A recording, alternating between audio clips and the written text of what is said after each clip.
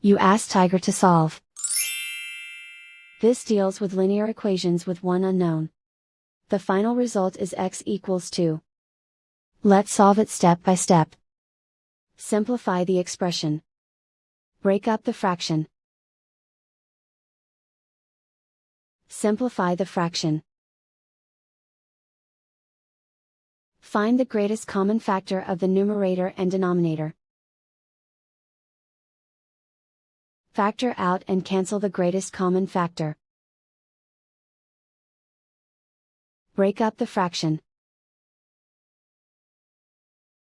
Find the greatest common factor of the numerator and denominator. Factor out and cancel the greatest common factor. Group like terms.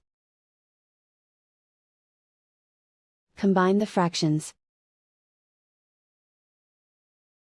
Combine the numerators.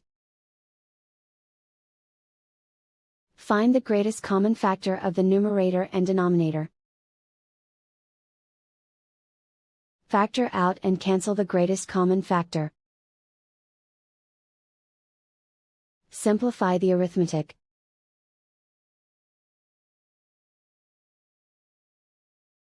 And so the final result is x equals 2.